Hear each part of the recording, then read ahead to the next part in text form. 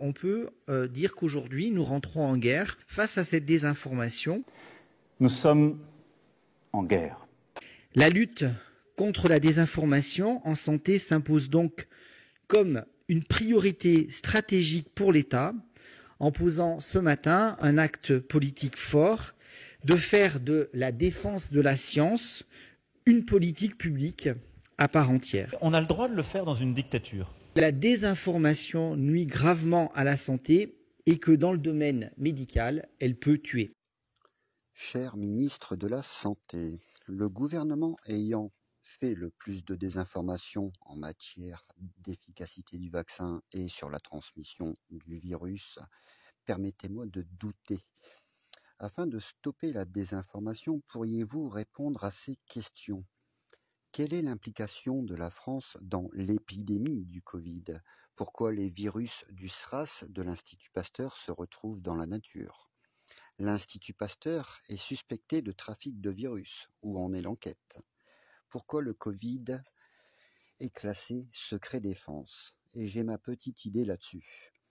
La France a directement participé à l'épidémie du Covid dont vous êtes les responsables et afin d'éviter les poursuites pour crimes contre l'humanité, il est plus simple d'imposer le silence par la loi.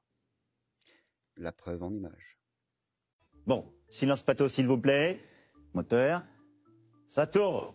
Le très sérieux quotidien allemand Die Zeit révèle qu'Angela Merkel et son ministre de l'Intérieur avaient dans leurs mains, dès le début du Covid en 2020, un rapport confidentiel des services de renseignement allemands qui concluait à une très forte probabilité d'un accident de laboratoire. Eh bien, que s'est-il passé? Ce rapport a été mis au placard. Il a été enterré. Pourquoi? Parce qu'Angela Merkel et son ministre n'imaginaient pas que leur service puisse avoir fait des découvertes restées inconnues des autres grandes démocraties. Tout simplement, trop sensible, trop brûlant. On n'a jamais demandé de compte sérieux avec la Chine. Alors, côté français, ça s'explique en partie parce que la France avait des billes dans un des laboratoires, le P4, puisqu'elle avait à la fois, il y a longtemps, une partie elle avait contribué à construire un laboratoire. C'est évident. Un laboratoire P4 en Chine, ça n'est pas anodin. Donc, voilà, je suis vraiment inquiète et je veux le signifier au Premier ministre et au Président de la République. Texto du 11 janvier 2020, 12h16. Monsieur le Président, petite information qui n'est pas encore dans les médias mais qui peut monter. Une épidémie nouvelle sévit en Chine depuis 15 jours. Pour nous, il y a une interrogation autour du rôle joué par le laboratoire P4 de Wuhan. Son texto au Premier ministre est encore plus alarmiste.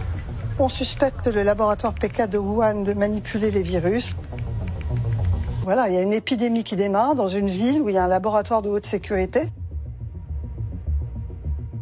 Mon angoisse, c'est qu'il y ait eu des manipulations de virus dedans. Et je me dis, qu'est-ce qu'ils ont fait dans ce laboratoire, en fait? C'est ça mon angoisse.